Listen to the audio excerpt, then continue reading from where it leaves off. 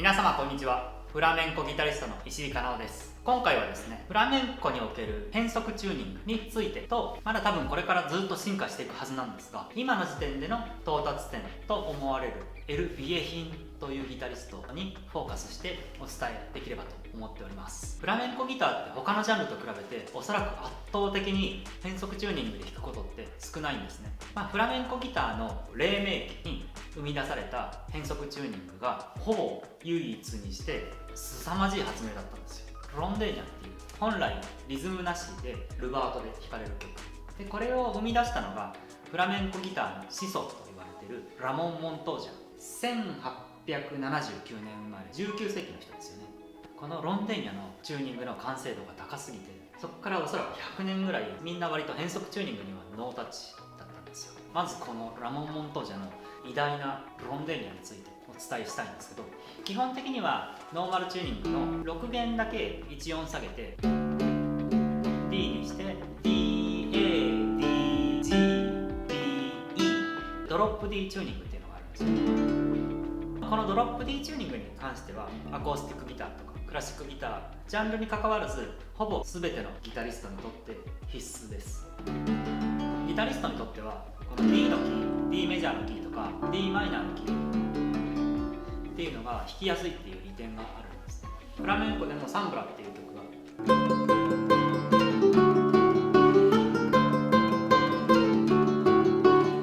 みたいな曲なんですけど、もちろんこれもフラメンコの中の変則チューニングと言っていいかなと思うんですが、先ほどのロンデーニャが素晴らしいのは、このドロップ D から3弦を半音下げて F シャープにしたんですよ。それによってこんなサウンド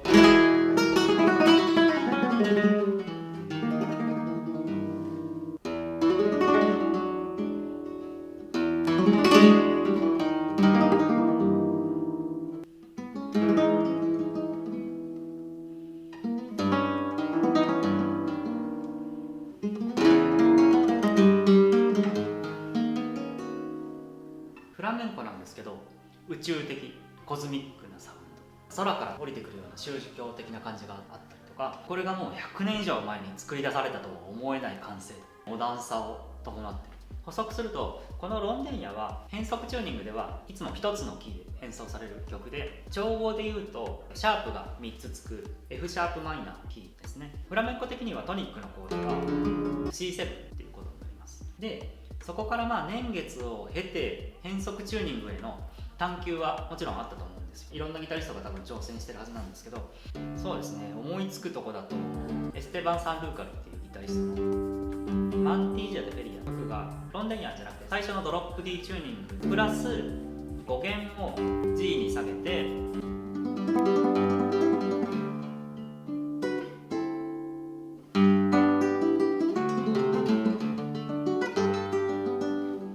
もちろんかっこいいんですけど、ちょっとクラシックっぽいなって。フラメンコっていうよりはなんかちょっと格式高い感じ。おそらく他にもいろんな人がいろんなこと試してると思うんですけど、あんまり跳ねたものがないというか、ものすごい最近だと、超有名なディエゴ・デル・モラオっていう人がいるんですけど、その人がこんなサウンドで弾いてたりするんですけど、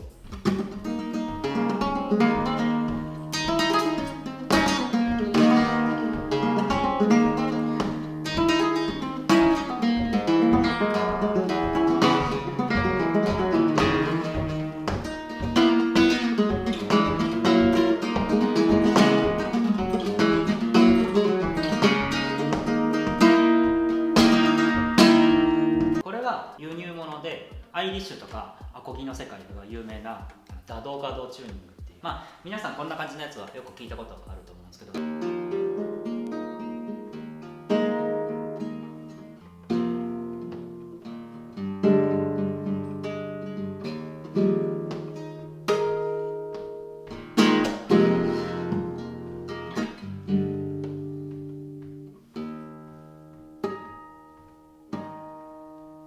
よく使われるチューニングなんですけど、そういうものを使ったりとか、それで今回エル・ビエヒンっていう人もご紹介したいんですけど、この人マドリッドのエル・カーニョ・ロトっていう、フラメンコ一族で、何しろこの一族は全員見た目がいかついのが特徴で、オールバックが長髪で海賊ひげみたいな生えてる人とか、ことごとくみんなイタリアンマフィアみたいな見た目してます。そんな風貌しながら全員ギターが目ん玉飛び出るくらいうまいんですよ。中でもこのエルビエヒンっていう人はもうほんと鬼です。実はですね、CD1 枚しか出してないんですけど、フラメンコギターの歴史に残るマスターピースで、なぜかその後ふいって表舞台からいなくなっちゃったんですけど、サウンドは都会的で洗練されてて、もちろん芋臭さはどこにもない。アルバムの中ではノーマルチューニングで弾いてる曲もたくさんあるんですけど、全体的にフラメンコ的にはちょっとイレギュラーなキーで演奏されてるんですよ。アルバムを通して意図的にフラメンコのギターのサウンドを拡張させようとしたんじゃないかな。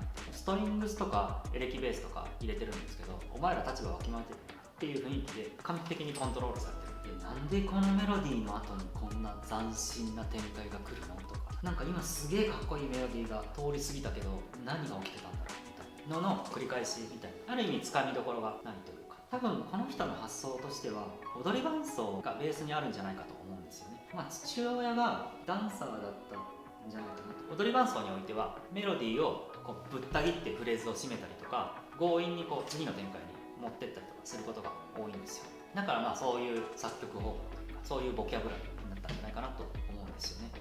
ただもうテクニックもアレンジセンスも突き抜けまくってるんで、他のフラメンコギタリストと比べても異常な進化をしてる。特にピカードとか早弾きに突出してたりとかっていうのが有名で、ピカードを鋭く聴かせるためにラスゲアールの音量を減らしたりとかコントロールしてるっていう話も聞いたりしますよね。もう真似できないです。一応やりますけど。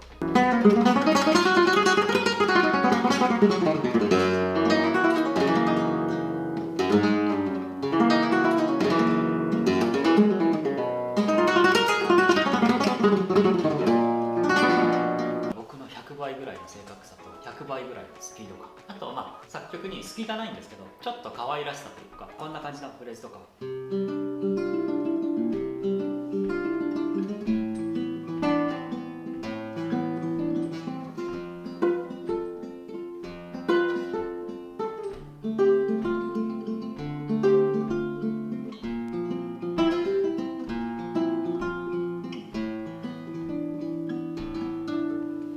みたいなのが出てくるんですけど、これって多分ポリスですよね。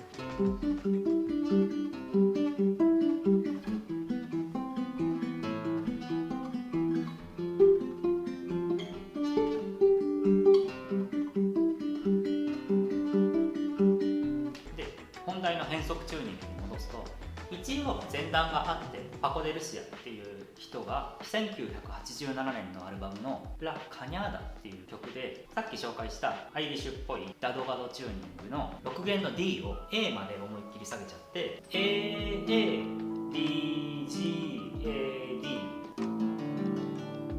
このチューニングをやったんですよ。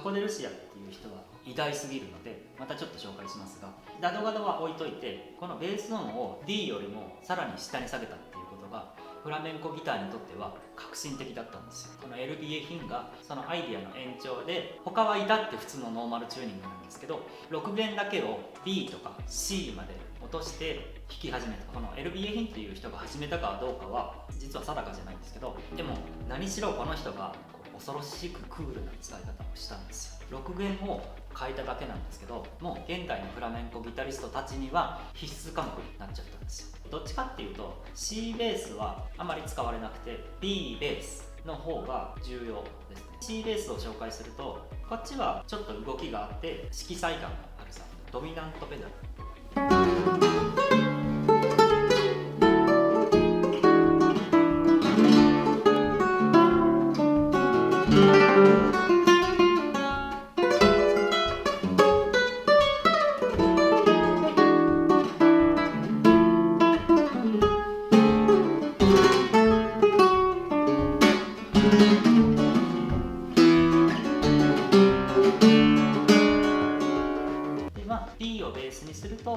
フラメンコっぽいワンコード的なサウンドです。いわゆるルートペダ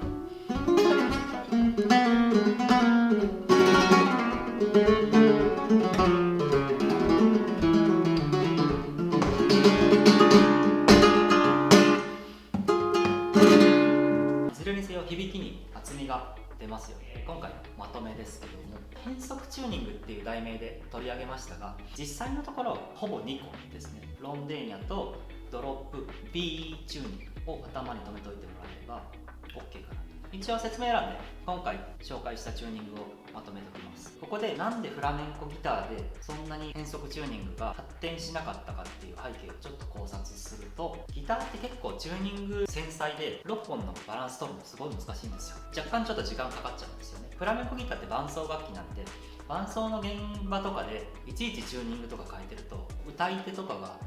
やる気なくなっちゃったとかって言われかねない。あともう一つはフラメンコギターのサウンドってもともと歌謡弦とかをたくさん使った結構イレギュラーなサウンドなんで、もうノーマルチューニングですでに変則チューニングのようなサウンドをもともと手に入れてたっていう部分もあると思います。今回紹介したエル・ビエヒンは現代フラメンコギターを凄まじく進化させたアーティストなんで、あんまりキャッチーじゃないかもしれないですけど、音楽的にはものすごい興味深いと思います。という感じで、このチャンネルではフラメンコギターやフラメンコの音楽に関することを分かりやすく解説していこうと思っております。興味を持っていただいた方はぜひチャンネル登録、コメント、高評価お待ちしておりますのでよろしくお願いします。今回もご視聴ありがとうございます。また次回の動画でお会いしましょう。